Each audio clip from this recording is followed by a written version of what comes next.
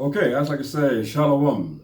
Like to say all praises to Yahweh Bahasham HaMashiach Yahushai. I like to say Yahweh Bahasham Yahushai Shemai Yasha'Allah Yahweh Alhayanawa Yahweh Achad. Once again, this is Elder Barak coming to you live from Bogota, Colombia. And again, we're going to go over a few points concerning the indigenous here in Bogota, Colombia, and throughout South America. A few days ago, we did go to the University of Bogota and interviewed three of the indigenous, ethnic indigenous that are here in Colombia. There were three of them, and one of them did have to leave, but the two stayed, and then after that, it ended up being one.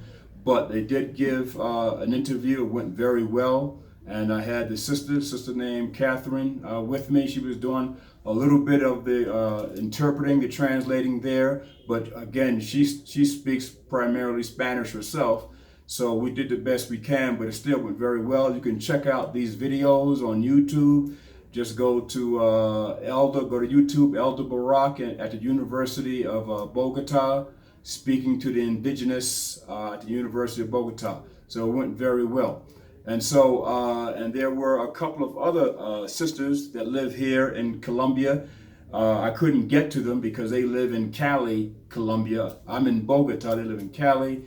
I could have went, it would have been a little bit more money. I'd take a plane over there and then come back. So I didn't go, but I did speak to her over the phone. And this particular sister, she gave a lot of good information concerning the indigenous here in Colombia. Very good information. So that went very well. Of course, she speaks nothing but Spanish, so I talked to her once over the phone, and then I had to, translate most of what she was saying, but that was kind of difficult.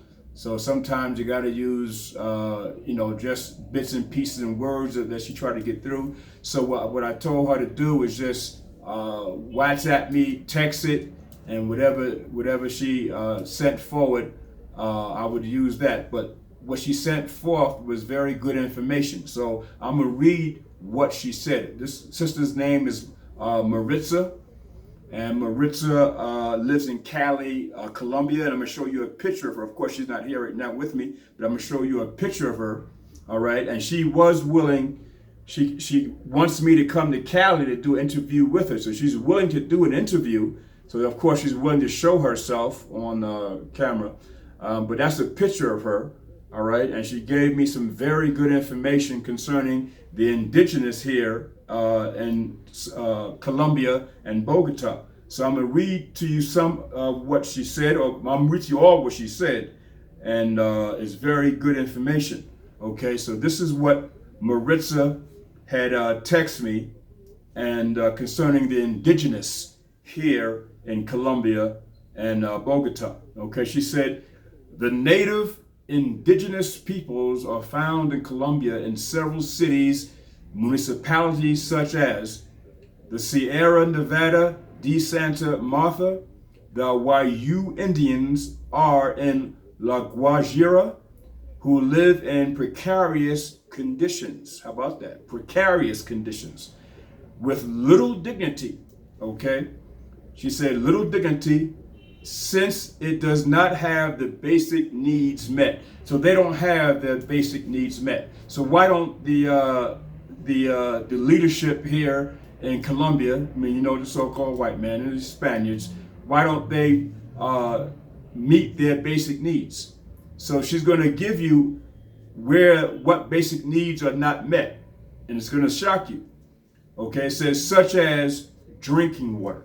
You mean to tell me that these indigenous peoples that live in, in and around the Andes, Amazon, okay, some of them live in reservations, but they don't have basic drinking water. But Colombia and Bogota and the cities in Colombia, they have basic drinking water. Okay, but these indigenous, they don't have that. Okay, this is what she's saying. Energy, they don't have basic energy. Meaning like you come in, you turn your light on, people take that for granted, but they don't have lights. You mean to tell me the leadership here in Colombia, Okay, the so-called white man, they can't give them lights or help them, okay, with some energy. How about that? Sewage. We take for granted. You go to the bathroom, you flush the toilet, and that's just, it seems like it's so natural, right? But they don't have basic sewage. But they, and of course, they were here thousands of years. All people were here thousands of years, way before the Spanish got here. But they don't have basic sewage, showing you how much they care. All right, about the indigenous people that are here. Okay, it says among others, in addition to the above, children. Listen to this: children die of hunger and nutrition. So they still allow the indigenous, their children, to die of hunger, of hunger and poor nutrition. So that's just like wherever you go, any ghettos and slums, wherever our people are at, they're dying of the same thing. They're showing you this with the Most High showed us in the scriptures.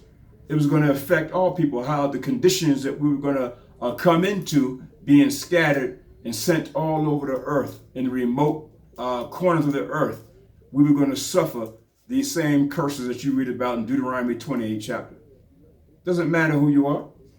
You can be the indigenous, you can be the North American Indian, you can be, you know what I'm saying, Puerto Rico, our people in Puerto Rico, Cuba, Dominican Republic, Haiti, you were going to suffer this. You can be our people in the ghettos and slums in Europe, no matter where we at, we're going to suffer this. North America, no matter where we're at.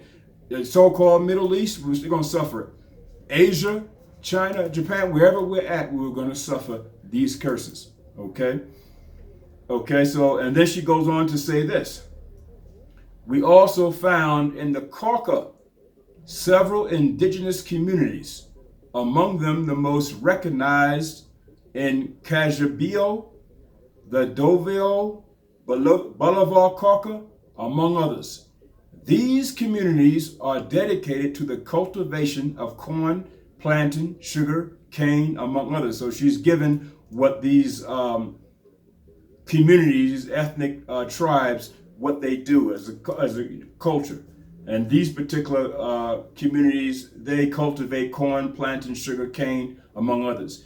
Listen to this now, due to the violence that is lived in my country,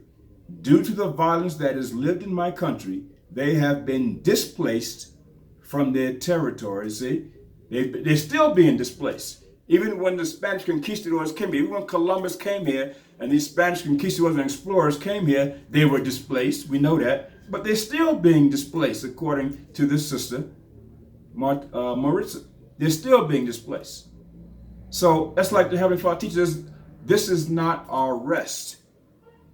This is not our rest. America's not our rest. The Caribbean's not our rest.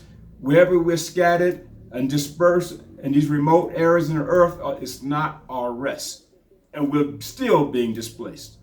Okay? And then she says, they're being displaced from their territories by the armed groups that invade their land, stripping them of their culture.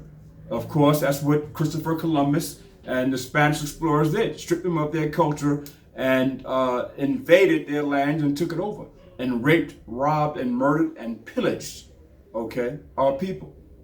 Okay, so this is what we're talking about. So that was good information that sister gave, and we appreciate. Okay, that was by the Spirit of the Most High and Yahweh Shai. Okay, now this is I'm gonna read something that I looked up. I got information.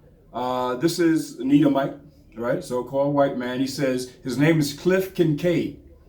This is what he says. He's an author, and this is what he said. And you can go on a journal website, look up Cliff Kincaid, or just look up his name, and he's an author. But this is what he said, and I think he said this in 2017. He wrote this.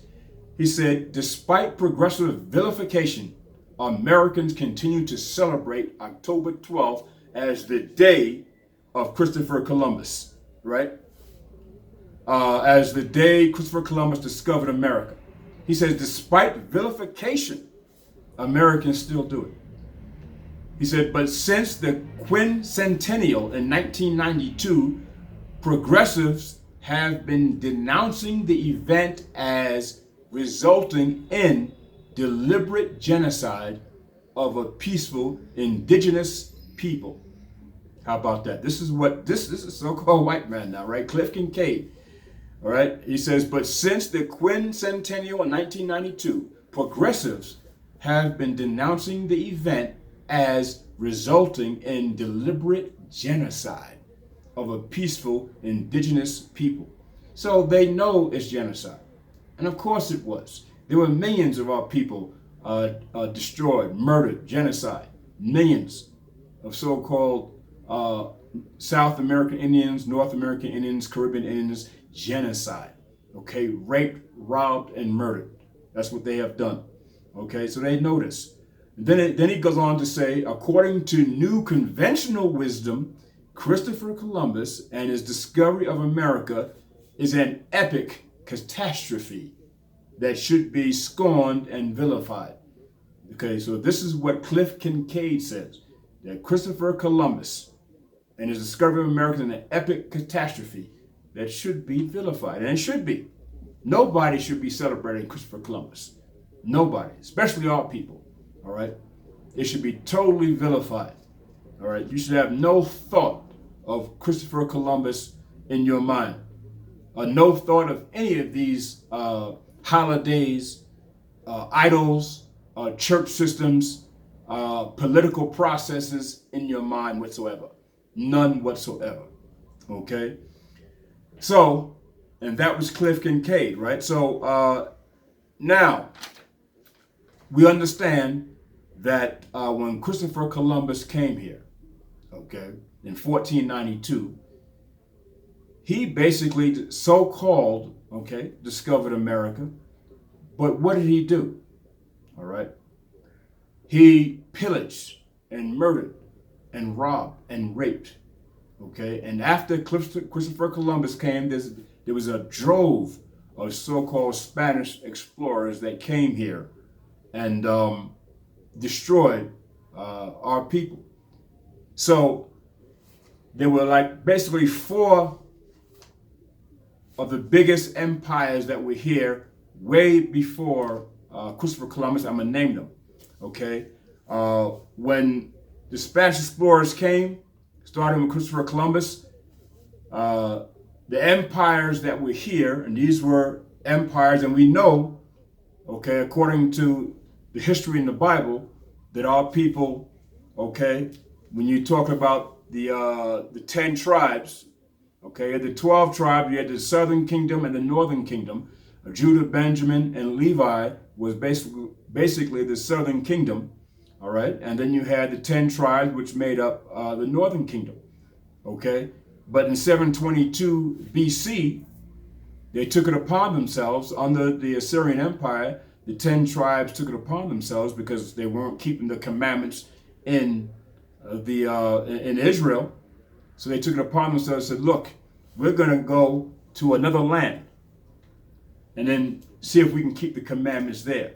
And so when you read in 2nd Esdras, the 13th chapter and the 40th verse, it says this: those are the 10 tribes which were carried away prisoners out of their own land in the time of Hosea the king, whom Salmanasseh, the king of Assyria, led away captive. They were captives, and he carried them over the waters. Listen, and so came they into another land. So what land was that? That's why you got to do research. You have to do research, because there are a lot of people out there saying that the South American Indians, the Caribbean Indians, mainly the South American Indians and the North American Indians are not Israelites, but they are a damn liar. You got to check out the history, okay? Read the book by James Adair, History of the North American Indians. He tells you in there that they are Israelites. They found artifacts. They found Hebrew, ancient Paleo-Hebrew, that the North American Indians were writing Hebrew. They have this documented evidence in the Library of Congress. They have all this evidence. Read the history, okay? 2nd Esdras in the Apocrypha 1341 says, but they took this counsel among themselves, okay, that they would leave the multitude of the heathen and go forth into a further country where never mankind dwelt. So here's where you bring up to date. Here's where you have the North American Indian, the South American Indian, Central American Indian, and so forth. These are Israelites. The Caribbean Indian, the Arawak, Taino, Boricua. All right, these are all our people. Okay, these are the 10 tribes coming over from the Middle East region, which is we're talking about so-called Middle East region, talking about Israel in the Middle East, and then at that time they were taken into captive by the Assyrian Empire. A lot of them were taken into Nineveh, okay, but they took it amongst themselves that they're going to come into another land as it is this day, okay, that they might there keep their statutes which they never kept in their own land, okay. Then it says in the 43rd verse, and they entered into Euphrates, see, and where's the Euphrates River? Okay, up there by Iraq. Okay, so they entered into the Euphrates by the narrow passages of the river. For the Most High then showed signs for them and held still the flood till they were passed over. So the Most High was with them, all right, in making this journey over to this new land. It's going to tell you how long it took them too. It says, through that country there was a great way to go, namely of 1.5 years. It took them 1.5 years to get to where they were going, into this new land. And the same region is called Asareth. Okay, Asareth means this new land. In Hebrew, it's Azaroth, this new land. Okay. Then dwelt they there until the latter times. And we're in those times now. We're in the latter days now. So who are these people if they're not part of the 10 tribes that came over to this new land? Who are these ethnic groups? Okay. So, and then it says, and now when they shall begin to come, the highest shall stay the springs of the stream again, that they may go through. Therefore sawest thou the multitude with peace. See, and these are the 10 tribes over here in the Americas. Okay, so when you're talking about the Arawak, you're talking about the Taino. When you're talking about the Musika, the Kambaya, the Kalandia, all right, the Musika, these are Israelites, and we're gonna name a few more tribes now. Way before Columbus got here, way before he got here, okay? So we are people were here, Hebrew Israelites. There were empires. We had, wherever our people ended up in displaced, okay, from our natural land that the Most High gave us, wherever we ended up, we always rose to power and formed empires. Same thing over here in the Americas. We did it when we went into Africa. Okay, read about Timbuktu. Read about the Mali Empire, the Ghanaian Empire. Okay, all Israelites, all Hebrew Israelites ruled these empires. Okay, so now over here in the Americas, you had some big empires that ruled over here too. Some of the 4 basic or biggest empires prior to Columbus, you had the Caribbean Indians, okay? Basically of the and Lesser and Greater Antilles, you had the Caribbean Indians, and they were tough. They were warriors also, okay? Warriors. And so, and a lot of Caribbean Indians ended up here in Colombia also, in the South American region, okay? They had somewhat of an empire. And then you had the Incas. How about that? The Incas. Okay, when Columbus came, okay, and pillaged and raped, robbed and murdered, that was pretty much it end for the Caribbean Empire, right? And then you had the Incas Empire, which basically mainly from Peru, Ecuador, Colombia, Venezuela, some parts of Brazil. Okay, this was the Inca Empire. One of the greatest empires you will ever read about was the Inca Empire. And they were orderly. They ruled the empire. They had one of the most ordered governments. Okay, you read that in history of the Inca Empire. That was us, Hebrew Israelites.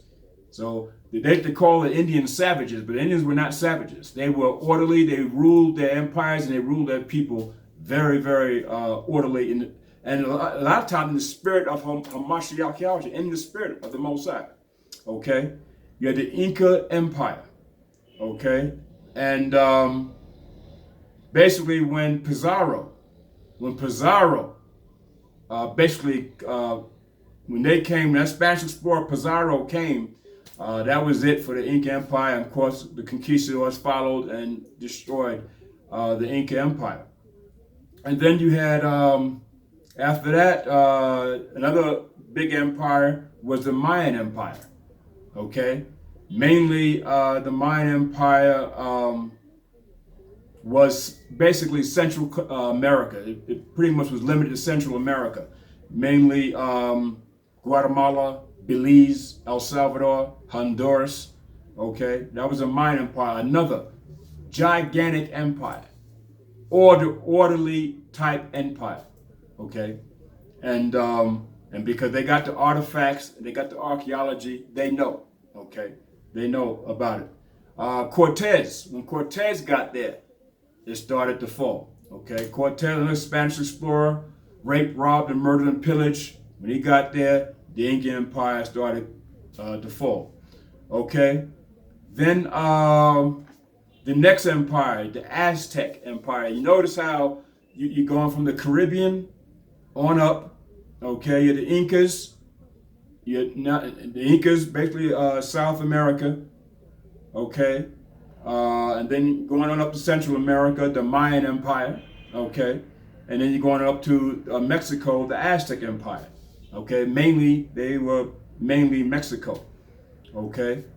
And then of course that was Cortez again. Once Cortez and the Spanish explorers got there, they raped, robbed, murdered, and pillaged the Aztec Empire, and then of course it went down from there, okay.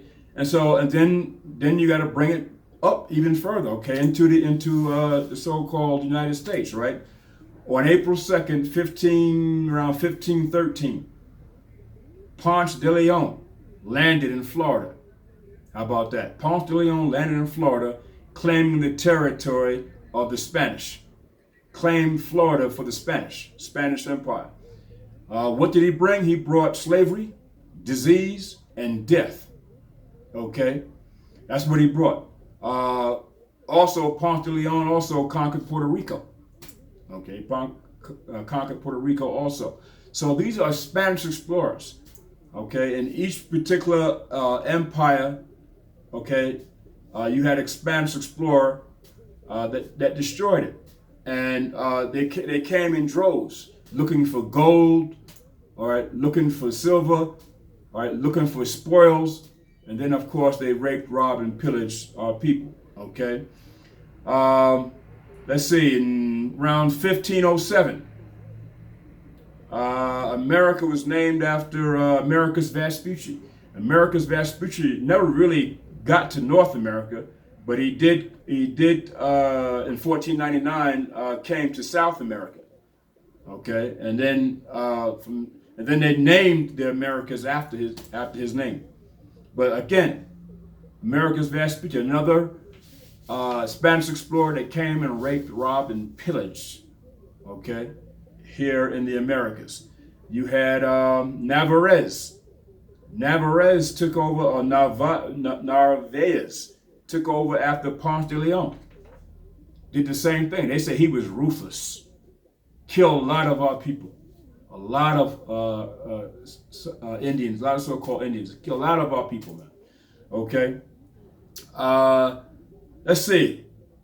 Some of the Indian tribes that were in America before 1553. Okay. The Calusa. How about that? The Calusa. Look up the Calusa tribe. That's the tribe that Ponce de Leon met when he first got off the shores of Florida. Okay. The Temuca, the Apalachee, and the Apache. Okay, Geronimo was from the Apache tribe. You got the Navajo, you got the Sioux, you got the Cheyenne, you got the Blackfoot, you got the Cherokee, you got the Comanche, you got the Mohawk, Blackfoot, Seminole Indians. All these Indian tribes are our people, Hebrew Israelites. here way before Columbus or any of these Spanish explorers. Okay? And so here's what I think it was Narvaez on his, because Narvaez, Spanish explorer, took over after Ponce de Leon.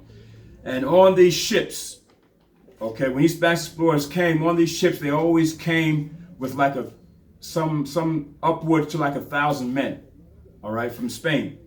And on these ships, they would have priests, they would have Roman Catholic priests, they would have monks, all right. They would have even Hebrew slaves, even us as slaves. Okay, because remember, we were slaves first in Spain. So when these Spanish explorers set sail to come to what they call the new land, they would have slaves with them also. So we were slaves on these ships also. Okay, they would have cattle on these ships, and also what else did they have on these ships? Diseases. They brought forth diseases on these ships. And what kind of diseases? Smallpox, tuberculosis, diabetes, all kinds of diseases. And that's how a lot of the Indian population got killed off through these diseases. Not only through trying to protect the land and protect their people from the conquistadors, but also from the diseases that they brought. Okay? So here's what these Catholic priests and these monks have said, because they got this order from the Spanish king and from the Spanish Empire and from the king from the Spanish. Here's what they said that they were going to do. It says, what the Catholic priests and monks read to the natives. And you know the natives, our people, we don't understand that language, right? So, but they still read it to them anyway, knowing they didn't understand, but they were going to do what they were going to do anyway, right? It says, with the help of God, they say, with the help of God, we shall use force against you, declaring war upon you from all sides. Now, you can look this up. This is what these Catholic priests who traveled on these ships with the Spanish explorers, okay, this is what they said that they were going to do. We will use force against you, declaring war upon you from all sides with all possible means, and we shall bind you to yoke of the church. Bind you to the yoke of the church. So now you wonder why so many people under Roman Catholicism and Christianity, because they're going to bind you to their religions. We're not Christians, we're Hebrew Israelites. We're not Roman Catholics, we're Hebrew Israelites. But they said they're going to bind their religions to us. Okay, psychologically, mentally. Okay, this is what they were going to do. We shall bind you to the yoke of the church and their highness. Okay, how about that? We shall enslave your persons, your wives and sons. See?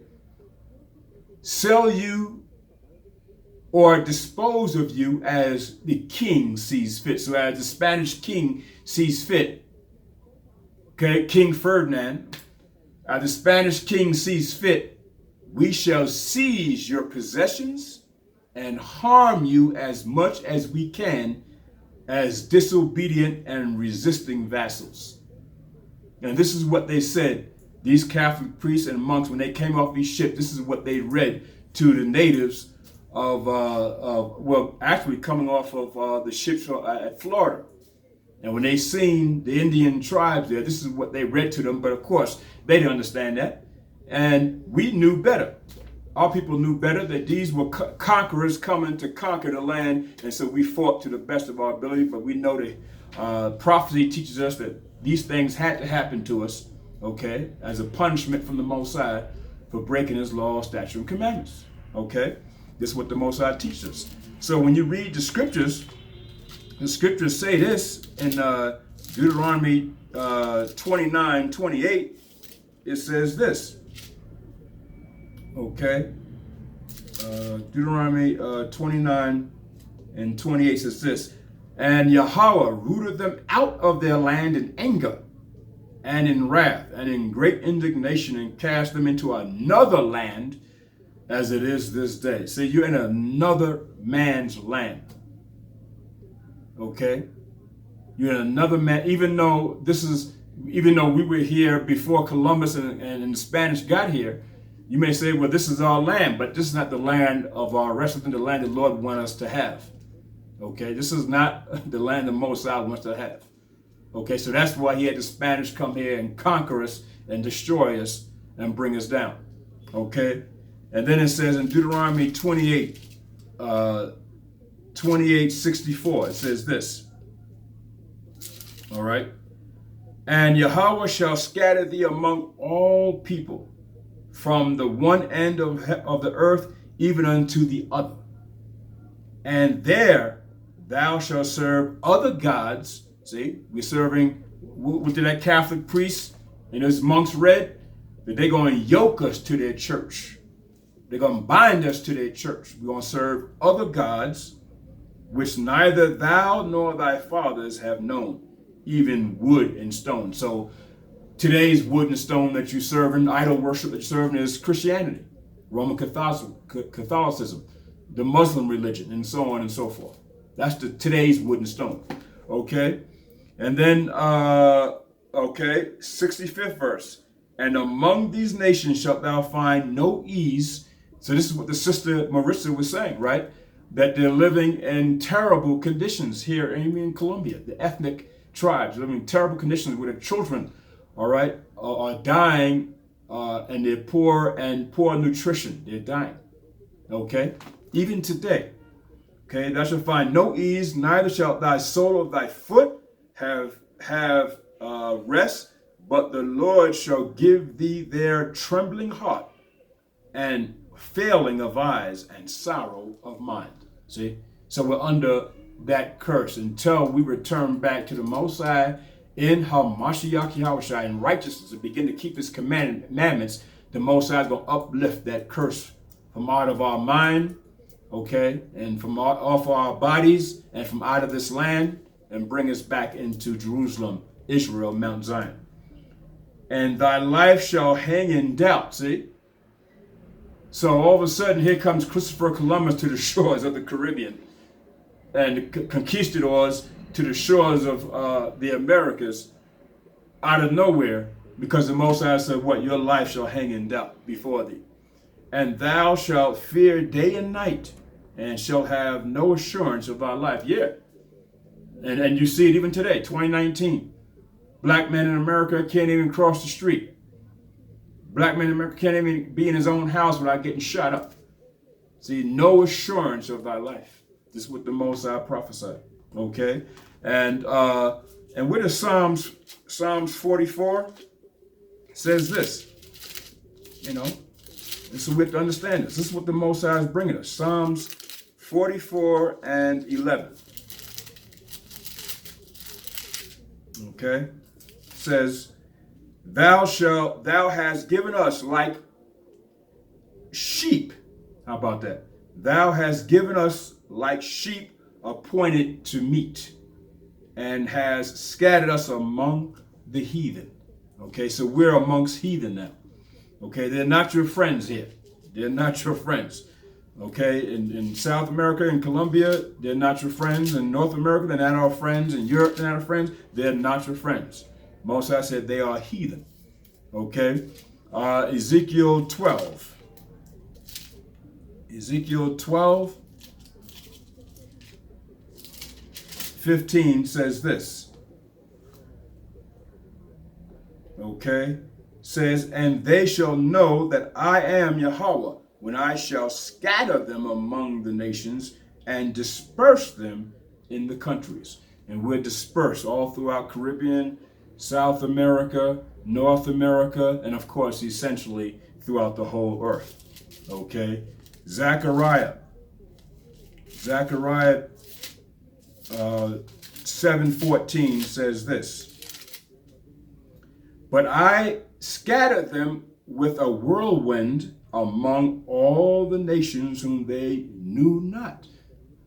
So this is why everything they do, the Spanish, the French, the other Gentile nations, the Arabs, Africans, whatever they do, that's why everything is so strange to us, because we are Hebrew Israelites. Our culture and our law, statutes, and commandments, and our system of way of doing things is located in the Bible. We're not supposed to follow other nations. Okay? Thus the land was desolate after them, that no man passed through nor returned, for they laid the pleasant land desolate, meaning Jerusalem, Israel. It was laid desolate. Okay? So once we're scattered out of the land and dispersed out of the land pretty much to the most side is laid desolate. Okay? Now it says Jeremiah. Okay. Let's see. No, let's go to James, the book of James. And what does James say? James, the first chapter, first verse. James, a servant of the Most High and of Yahushua, to the 12 tribes, where are they? Which are scattered abroad. See, we're scattered from our land. So we're all over the place. Scattered here in Colombia, South America, North America, Caribbean. We're scattered all over the place. And then Jeremiah says this.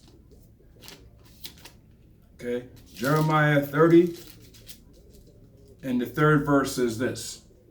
For lo, the days come, saith the Most High, that I will bring again the captivity of my people Israel. Bring again, meaning the Most High will bring us out of captivity. Okay, that's what that's talking about. And my people Israel and Judah, saith the Most High, and I will cause them to return. All right, I will call them to return to the land that I gave to their forefathers. So what land is that? That's why you got to research. So what's your land? So if it's not Caribbean, if it's not South America, if it's not Colombia, if it's not North America, United States, so what is your land? You got to do research. It's Jerusalem, Israel, Mount Zion. Okay, and they shall possess it. See, so Most High prophesying, we will return back to the land.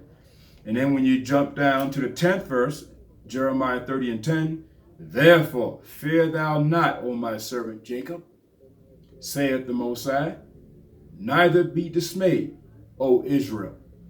For lo, I will save thee from afar. Say, where are we? Afar. Okay, dispersed amongst the countries. And thy seed from the land of their captivity, and Jacob shall return and shall be in rest. See, our rest is not South America or North America, the Caribbean. We're going to be in rest when we get back into the land. All right, Jerusalem, Israel, Mount Zion. They shall be in rest and be quiet, and none shall make them afraid. So you're afraid here in the Americas because the Most High, that curse is still upon us. But once we get back and return back to the Most High and Yahushua, he said, none shall make us afraid. So I just want to bring that out. All right, so this is Elder Barak, and it's high time for us to wake up and recognize that we got to return back in righteousness to the Most High. Okay, in Yahushua. Okay, so with that, I want to say, Yahweh Bahasham, Yahushua, Barakatham, Kwam Yasha Allah, Hallelujah, Shalom.